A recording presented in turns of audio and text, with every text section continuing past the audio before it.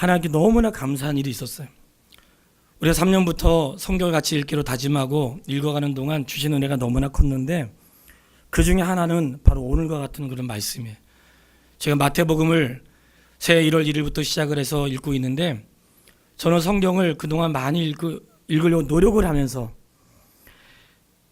성경에 나와 있는 사건들을 하나의 사건과 그때그때 있었던 교훈의 말씀으로 알았지 성전에 들어가셔서부터 성전에 나오시기까지 어떤 말씀을 하셨는지 살펴보질 못했어요.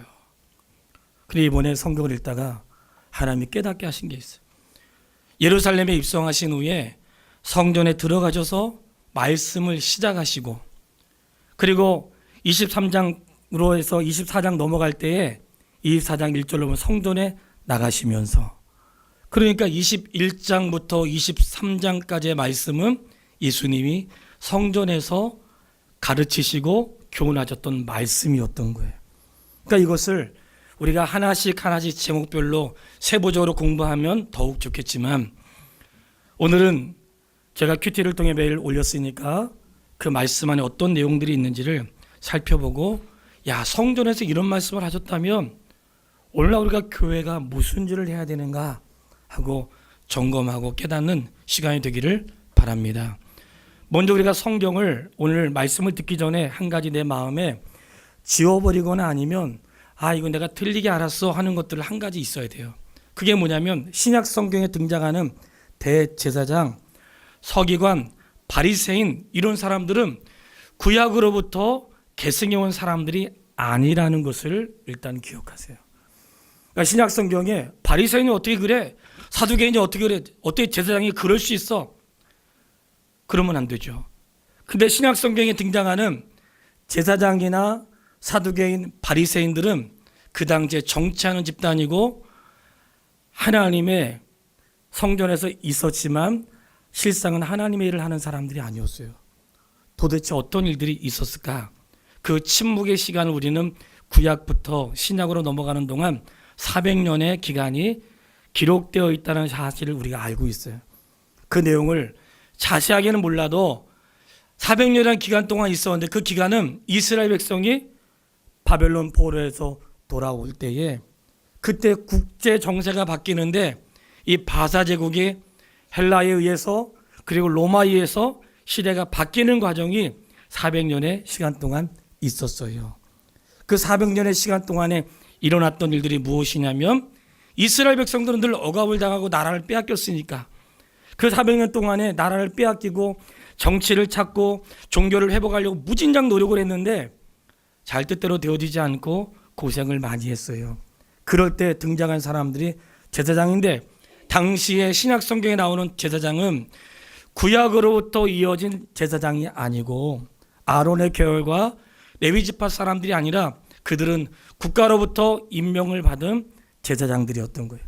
그러니까 그 사람들은 제사장직을 사기 위해서 돈을 주기도 하고 그리고 중요한 자리를 차지하기 위해서 정치와 결탁하는 일들을 했었고 제사장에 속한 사람들이 누구였냐면 사두개인이라고 하는 사람들이었어요. 그 사람들은 정치적인 사람들이었고 바리새인들은 400년 동안 그래도 말씀을 지키고 율법을 지키려고 했던 사람들이 바리새인인데 그 사람들은 우리나라가 왜 이렇게 망했는가?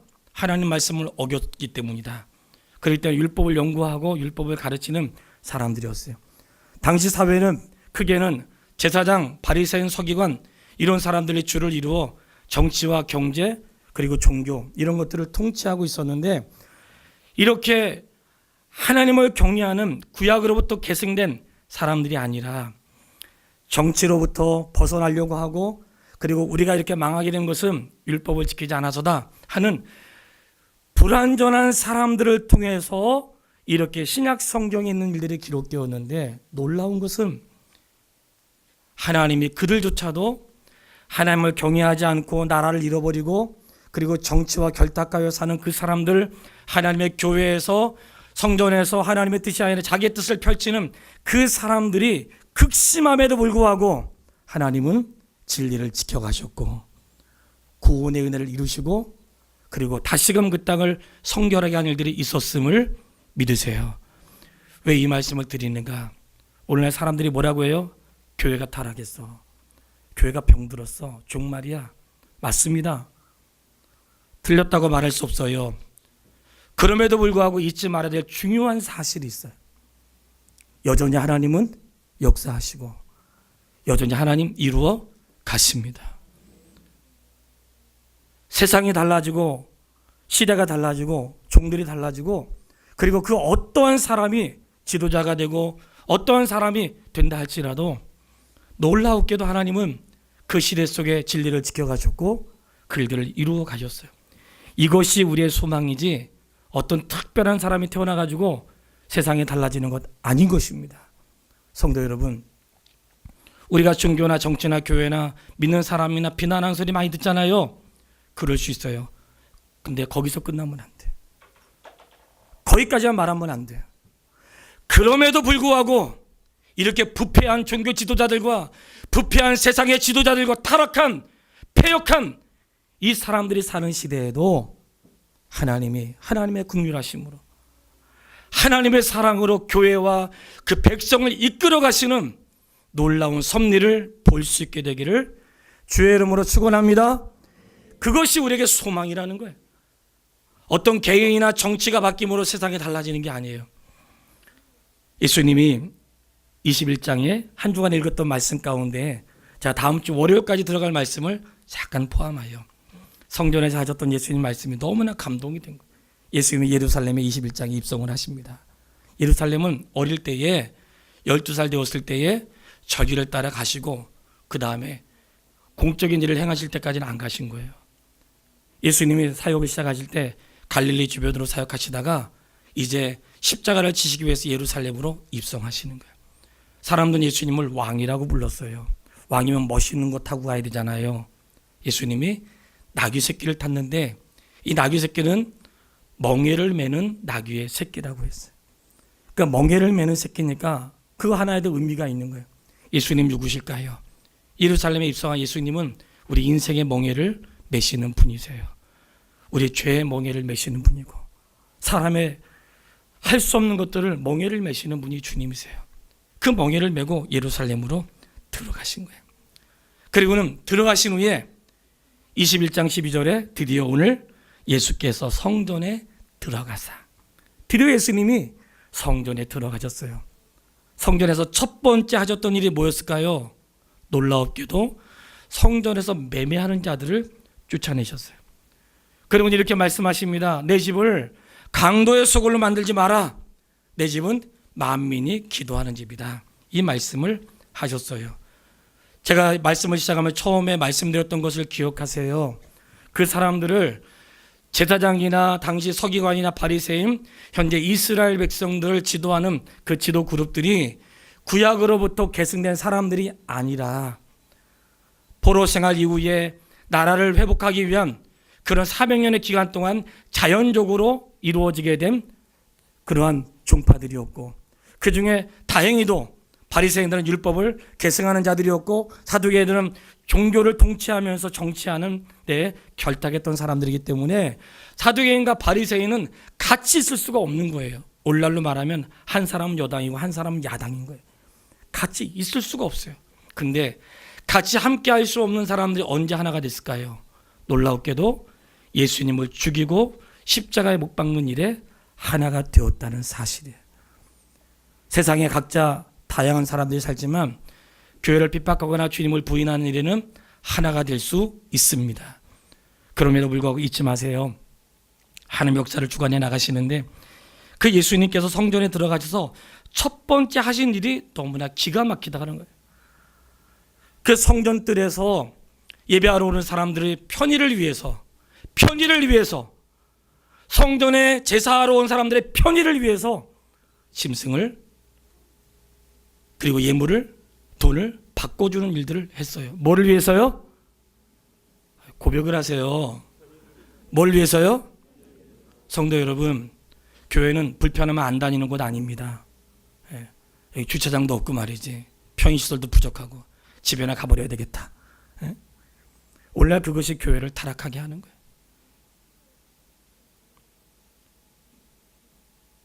편의를 위해서 했다고. 교회 시설은 성도의 편의를 위해서 있는 것이지만 절대로 본질을 잊어버리지 마세요. 물론 갖춰야 될 것들이 너무나 많이 있죠. 근데 진짜 갖춰야 될 게 뭔지 아세요? 선명한 진리의 말씀을 갖추고 진리를 보존하고 사수하고 진리를 지키고 이런 거에 사람들은 별로 관심이 없어. 내 돈 잃어버리면 어떡하나, 주인 쫓아가다 망하면 어떡하나, 불편하네. 이 불편함이 오늘 교회를 타락하게 만든 거예요.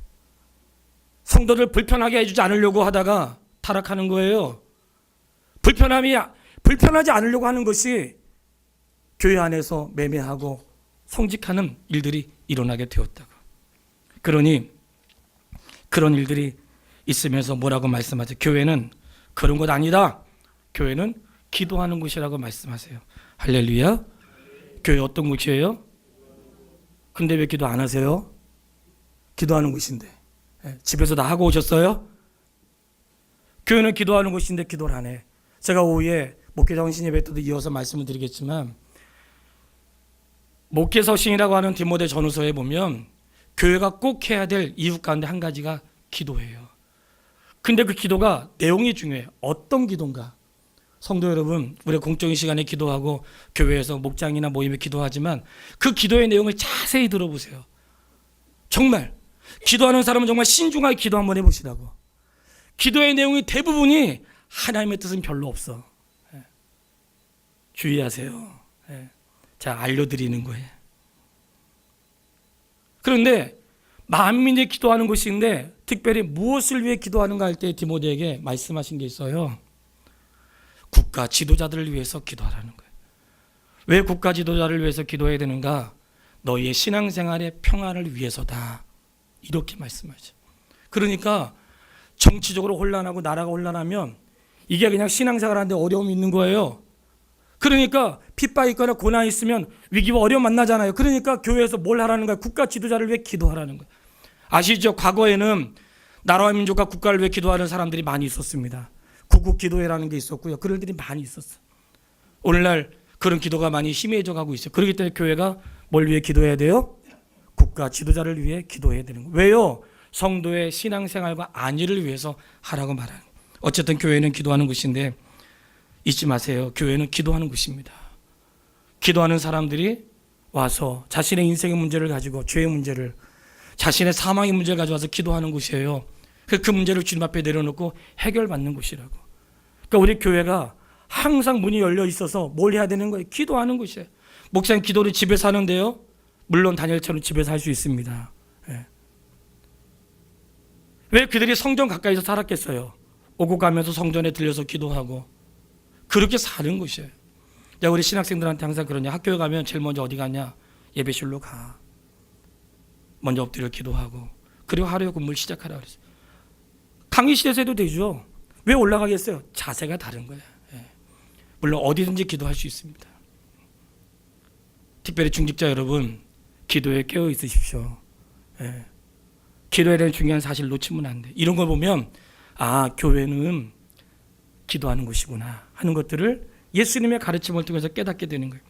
그리고는 성전에서 가르치시는데 제사장들과 백성의 장로들이 모여서 이렇게 얘기하는 거예요. 당신이 무슨 권위로 이렇게 가르칩니까? 했을 때에 짧은 시간에 다 할 수 없어서 제가 중요한 것만 말씀드리고 나머지는 밴드에 있으니까 확인하세요.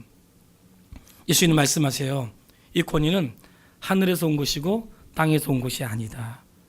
세례 요한을 빗대어 말씀하시면서 말씀을 그들에게 해주세요.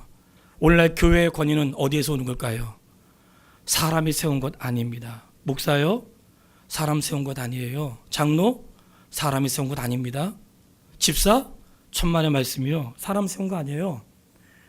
모든 권위는 하늘로부터 우리에게 주어진 것이에요. 할렐루야. 적어도 내가 그런 이 땅에 사는 사람 이 권위가 누구로부터 왔는지는 알아야 될 거 아니에요. 목사에게 순종하는 사람이 아니라 하늘로부터 온 하나님의 권위를 가지고 하나님의 교회에서 일하는 적어도 그 정도 의식은 있어야 되잖아요. 누구의 권위로 합니까 할 때 목사도 하나님의 주시는 권위로 하는 거예요. 형편없고 미련해 보여도 그 권위는 위로부터 왔다는 사실을 기억하세요. 그리고는 바리새인과 제사장들을 향해 말씀하세요. 두 아들의 비유와 포도원의 비유를 말씀하시면서 그런 비유로 이야기했는데 그들도 알았어. 야, 이 비유가 자기들을 향해서 하는 이야기를 알았어요. 혼인잔치에 대한 이유 됐어요. 혼인잔치의 비유는 무엇이냐면 따라해보세요. 천국은 있다. 천국은 있다. 뭐가 있어요? 믿으세요? 천국은 있습니다. 예수님이 성전에서 가르친 내용 중에 중요한 것은 천국은 있다는 거예요. 천국에 누가 들어가는가? 자기의 옷 입은 사람 안 되는 거예요. 천국을 혼인잔치로 비유한 것은 우리 성도님들 많이 알았을 거예요. 열처녀의 비유도 있고요. 신랑 대신 예수님과 신부된 우리가 만나는 것이라는 거예요. 천국은 신랑 대신 예수님을 만나는 곳이에요. 근데 만나는 것이 또 우리가 천국에 들어간 날이 어떤 날인가? 혼인잔치하는 날이에요. 그러니까 성도들은 이 땅에 어떻게 살라는 거예요? 마치 신부가 결혼식을 앞두고 자기를 단장하고 예쁘게 하고 목욕을 하고 향을 바르는 것처럼 그렇게 준비하며 살라는 거예요. 우리에게 주어진 시간들을 그렇게 준비하며 사는 거지 자기의 삶을 위해서 쓰고 자기의 유익을 위해서 쓰는 그런 삶이 아니라고요. 혼인잔치를 비유하여 장차 우리가 들어갈 그날을 기대하면서 그날을 준비하며 살라는 거예요. 그런 말씀을 드렸는데 혼인잔치에 참여한 사람 중에서 왕이 준비한 예복을 입지 않고 자기 옷을 입고 온 사람이 있었어요. 그를 쫓아냈습니다. 이 말씀이 아주 기가 막히게 중요한 거예요. 우리가 예복을 입는데 자기 옷은 안 돼. 세상에 가운 입혀준 거 안 됩니다. 세상에 박사 100개 하나도 안 돼요. 세상이 나에게 입혀준 직원, 직분, 회장, 사장 천만의 말씀이에요. 그런 걸로 못 들어갑니다. 내가 자기를 위해 입은 것은 안 돼요. 하나님이 입혀주신 걸로만 가능한 거예요. 그게 바로 예수 그리스도의 보혈의 공로라는 사실을 기억하세요. 날마다 자기의 옷을 입으려고 하지 말고 주님의 옷을 입으려고 하시라고. 자기의 선행, 자기의 의로움 이런 걸로는 못해요. 빈부의 격차나 이런 게 아니에요. 그리스도로 옷 입어야 된다는 거예요. 오늘 교회 나와서 우리가 무엇 때문에 나와요? 주님으로 옷 입는 거예요. 목사가 이거 입었다고 거룩해집니까? 천만의 말씀이에요. 왜 입는지 아세요? 성도가 안 입으면 싫어하니까 입는 거예요. 예. 그거 아세요? 성가대 가운 안 입어도 돼요. 왜 입을까요? 거룩하게 구별되었다고 입는 건데 내가 입었다고 거룩해지겠어요? 목사 가운 입고 집례하면 거룩해지고 가운 벗고 하면 거룩하지 않아요? 그게 우리 사람들의 수준이라고 이게. 그러니까 맨날 가운이 화려해지고 교황 옷이 화려해지는 거예요. 있어 보이잖아요. 속은 개뿔도 없는 거예요. 예. 기억하세요. 그런 걸 가르치셨다고. 근데 이 가르침을 할 때 바리새인과 서기관인데 우리 얘기하네? 알았어요. 근데 이거 아세요? 아는 걸로만 끝났어. 자기를 얘기하면 어떻게 해야 되는 거예요? 아, 우리가 잘못 살았구나. 이렇게 하면 안 되는구나. 그렇지. 이게 정상이잖아요. 자기를 얘기하는 걸 알았어. 근데 그들은 듣지 않았어. 그래서 그들은 알기만 하고 행하지 않는 자라 이렇게 말씀하신 거예요. 오늘 우리가 주의 전에서 어떤 태도를 가져야 되겠어요? 알았어. 기분 나쁘게 생각하지 마세요. 알았어. 행하는 자가 되어야 하나님의 뜻을 이룰 수 있음을 믿으세요. 그리고 사두개인들이 와서 예수님을 시비를 거는데 예수님 부활 없잖아요. 부활이 있어요? 그럼 신명기 25장에 있는 말씀을 가지고 얘기하는 거예요. 사두개인들은 모세 오경만 믿었습니다. 근데 모세 오경 신명기 25장 5절에 무슨 말씀이 나오냐면 거기에 율법에 그런 말씀이 있어요. 너희 중에 형제가 큰 아들의 아내가 죽으면 둘째 아들이 큰 아들의 그 아내를 자기의 부인으로 삼아서 그 가족의 대를 이어가게 하고 그리고 그가 과부가 되어 이 땅에 살아가는데 먹지 못하고 굶주리거나 버려지는 일이 없도록 보호하라는 기가 막힌 하나님의 섭리라고요. 콩가루 집안이라는 게 아니에요. 그거는 당시의 과부들은 살 길이 없는 거예요. 예. 그러니 그 집안에서 보호하라는 뜻이었고 그리고 그들은 12지파에 속한 모든 사람들이 어떻게 땅을 분배받았잖아요. 그 분배를 자기를 때 없어지지 않고 희년이라는 제도가 있었기 때문에 때가 되면 다 자기의 조상에게로 가는 거예요. 정말 얼마나 멋진 제도인지 몰라요. 우리 다 하나님의 땅인데 다 내 땅이라고 하고 살잖아요. 네. 자기 살다가 놓고 가야 되는데 그럼 세상에 문제가 없을 텐데 말이죠.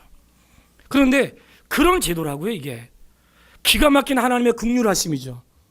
그런데 이것을 하나님 말씀을 가지고 예수님을 시험한 거예요. 예수님 누구세요? 예수님 말씀이신 분이세요.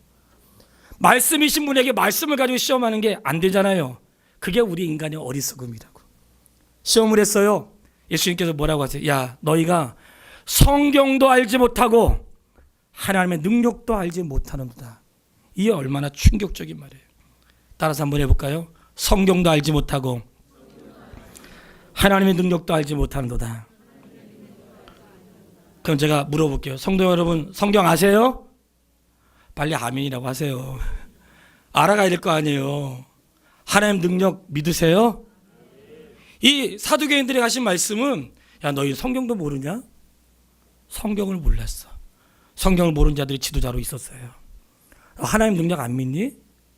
하나님의 능력은 뭐예요? 죽은 자도 살리는 능력이 있음을 믿으세요? 하나님의 그런 능력이 있다고. 근데 그들은 종교 지도자로 있으면서 하나님의 능력도 알지 못하고 성경도 믿지 않는 그런 사람들이었어요. 더 기가 막혀요. 율법학자들, 바리새인들이 와서 또 예수님께 질문하는 거예요. 왜 질문했을까요? 이거 봐라. 사두개인들이 예수님한테 당했대. 우리가 가서 콧대 좀 낮춰줘야지. 그리고 간 거예요. 그리고 예수님께 질문했어요. 예수님, 그들은 율법학자잖아. 한 율법학자가 예수님께 율법을 가지고 말하는 거, 예수님, 성경에서 어떤 계명이 제일 큽니까? 생각해 보세요.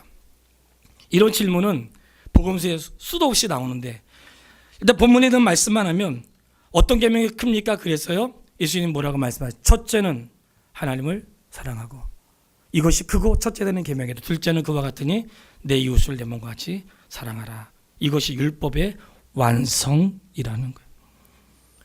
그러고 보니 우리가 생각나는 말씀 있잖아요. 하나님은 사랑이시라. 하나님 사랑이세요. 어떤 사랑이세요?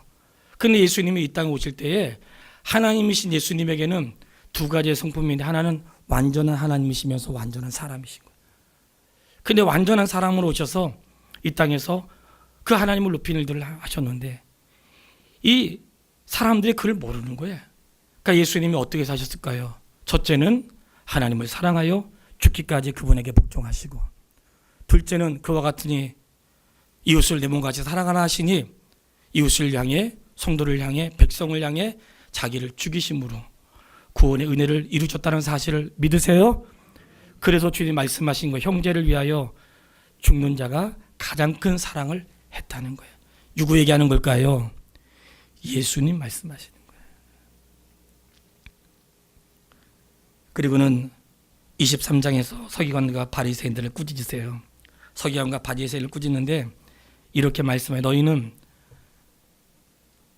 모르는 게 문제가 아니고 행하지 않는 게 문제다. 너희는 아는데 행하지 않는다는 거예요. 그러면서 그들에게 중요한 말씀을 하세요. 사실 제가 이 말씀 때문에 굉장히 괴로웠어요. 물론 저는 이 시대의 목사는 서기관이나 바리새인들의 계승이 아니에요. 오늘날 목회자들은 사도들의 계승입니다. 사도는 아니에요. 사도들에게 부여된 것들이 목회자에게 계승이 된 것이지 목사가 사도는 아니에요.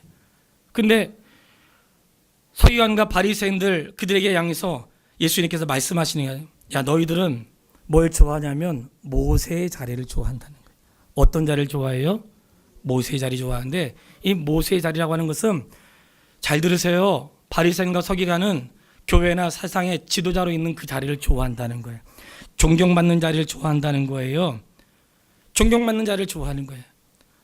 그렇기 때문에 말은 하고 행하지 않는, 존경받는 위치에 있는 것만 좋아해요. 그게 모세의 자리였어요.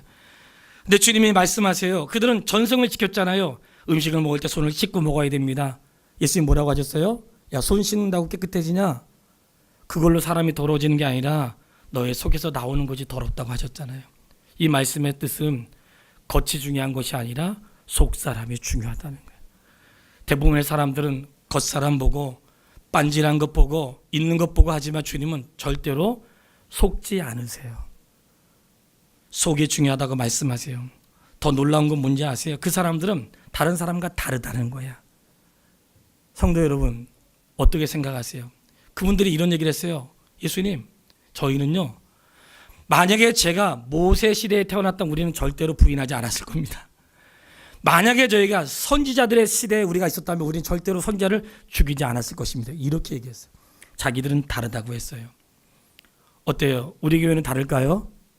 예? 성도님들 다르세요? 이상하게 오늘 그런 말씀이 많죠. 근데 어떻게 성경 말씀이니까 들어야죠. 예? 자기는 다르다고 생각했어. 사람은 다르지 않습니다. 예. 신분이나 차이는 다를 수 있지만 다르지 않아요. 왜냐하면 죄로 오염된 이후에 그 오염을 사람 스스로 회복할 수 없는 거예요. 근데 이 말씀에 무엇이 생각났겠어요? 오늘날 교회의 지도자, 세상의 지도자, 아무튼 지도자라고 할 때에 지도자의 위치가 어딜까요? 정말 충격은 선생은 한 분이시다. 너희는 다 선생 아니다. 선생은 오직 한 분이시니 그리스도가 유일한 선생님이세요. 할렐루야. 너희는 다 형제니라. 우린 다 형제인 거예요. 선생님은 누구세요? 그리스도만이 선생님이에요. 근데 여기저기 다녀보세요. 기도원에 어떤 동상이 있더라고요. 막 어거스틴, 칼빈 이런 동상 아니에요. 살아있는 사람의 동상도 있더라고요. 이단 아니에요. 예? 여러분, 정말 하나님을 경외했던 사람들은 자기 이름조차도 무덤에 새겨지는 것을 두려워했어요. 정말 업적을 남겼던 사람들은 자기 이름조차, 장래조차도 사진을 걸지 않고 장례조차 하지 않았다고. 왜 그럴까요? 두려웠던 거예요. 마지막 순간까지 하나님의 영광을 가리고 싶지 않았던 사람들의 고백이 있었어요. 선생님은 예수님으로 족한 거예요. 우린 다 그분의 가르침을 받는 사람들이에요. 다 형제인 거예요. 다 형제인데 형제끼리 싫어해. 저 사람은 큰 사람이고 이 사람은 작은 사람이고, 저 사람 많이 배운 사람이고 적게 배운 사람이고. 기억하세요. 우린 다 형제예요. 오직 우리의 선생님은 예수님인 거예요. 우리가 그 예수님의 가르침을 잘 받아서 전하는 것이요. 이렇게 볼 때 목사를 포함하여 교회 지도자가 어디에 앉아 있어야 될까요? 모세의 자리 아닙니다. 우린 다 같이 예수님의 발 앞에 앉아야 돼. 예수님 발 앞에 앉아서 다리아처럼 그분의 말씀을 들어야 된다고.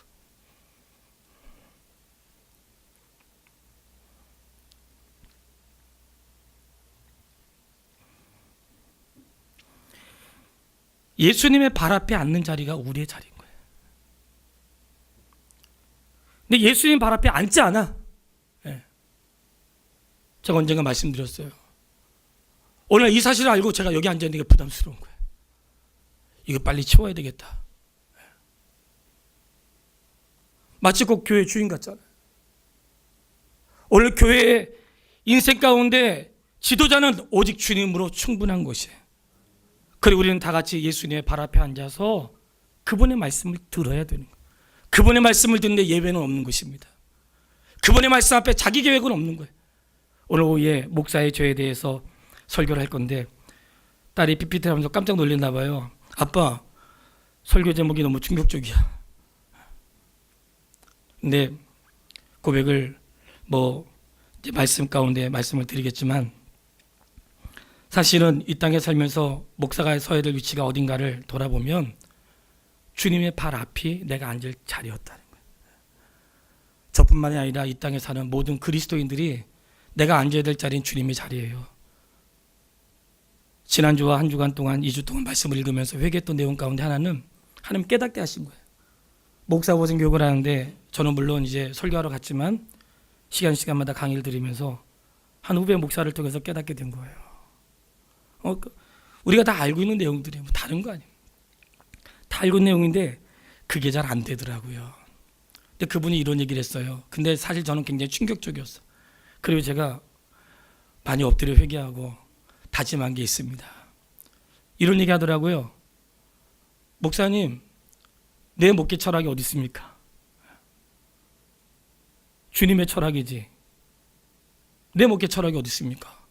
강의 중에 그렇게 얘기했는데 꼭 나한테 한 얘기 같은 거예요. 누가 저한테 얘기하면 제가 그랬거든요. 이거는 제 스타일이 아닙니다. 제가 그동안 그렇게 얘기했거든요. 이건 제 스타일 아니에요. 나는 그거 원하지 않고요. 나는 이런 거 원해요. 그동안 그렇게 얘기했거든요. 그렇게 얘기한 걸 회개합니다. 성전에서 주님 말씀하신 것은 모세의 자리에 앉으면 안 된다는 거예요. 우리가 예수님의 발 앞에 앉아야 되는데, 그래서 앞으로 그렇게 다짐했어요. 하나님, 앞으로 제 목회 철학이 아니고요, 말씀하시는 것을 목회의 철학으로 삼고 말씀하시는 것을 순종하겠습니다. 오늘 우리가 다 같이 그렇게 되기를 주의 이름으로 축복합니다. 근데 말씀이 있는데 24장 1절에 성전을 나가실 때에, 성전을 나가시면서 두 가지를 얘기하시는 거예요.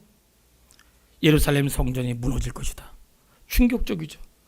이 사람들은 예루살렘 성을 중심으로 살았는데 성이 무너진다는 거야. 예루살렘 성 안에 살아야 보호를 받는다고 생각했고 성전이 무너진다는 거예요. 돌 하나도 돌 위에 남지 않을 것이다. 그런 말씀을 하시면서 세상의 끝은 있다고 말씀하세요. 뭐가 있어요? 세상의 끝이 있어요. 성도 여러분, 기억하세요. 사람의 끝은 뭐예요?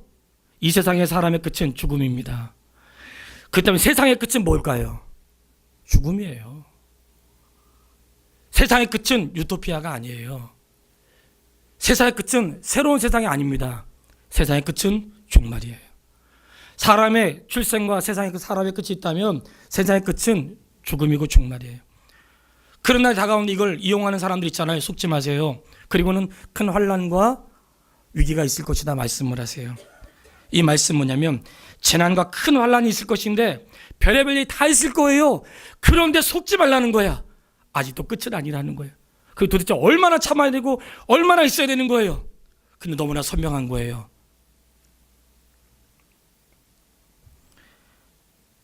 천국 복음이 온 민족에게 증거되리니 그제야 끝이 오리다. 할렐루야. 세상에 징조가 온다고 세상의 종말이 아닙니다. 천국 복음이 땅끝까지 증거되어야 그때야 끝이 온다는 거예요. 이것을 우리가 하나님의 말씀으로 받으면 그 일을 해야 돼요, 하지 말아야 돼요? 하는 것이 옳은 것입니다. 이 말씀 안에는 종말이 있다는 거예요. 그리고 거기서 끝나지 않고요, 너무 충격적인 것은 그때 거짓 선자들이 기승을 부린다는 거예요. 근데 그 거짓 선자들이 가짜인 줄 알면 얼마나 좋겠어요. 능력도 행하고 기적도 하고 표적도 보여주고, 그러니까 그런 데 쫓아다니지 말라는 거예요. 예. 뭐 보이는데 꿈꾸는데 그런 데 가지 말라는 거예요. 말세에 그런 일이 있다는 거예요. 그런데 이 말씀으로 끝나지 않고 그와 같이 주님이 오시겠다고 말씀을 하세요. 이것이 성전을 나가시면서 하셨던 말씀이에요. 결론, 놀랍게도 성전에 들어가시면서부터 나오실 때까지 하셨던 말씀은 교회에 대한 이야기였어요. 교회가 이 시대에 어떻게 존재해야 되는가? 교회는 기도하는 곳이어야 하고, 거기에 있는 서기관 바리새인들, 이 사람들을 통해서, 그들은 물론 오늘날과 다른 사람들이지만 교회는 기도하는 곳이어야 되고, 교회는 어떤 곳이어야 되는가?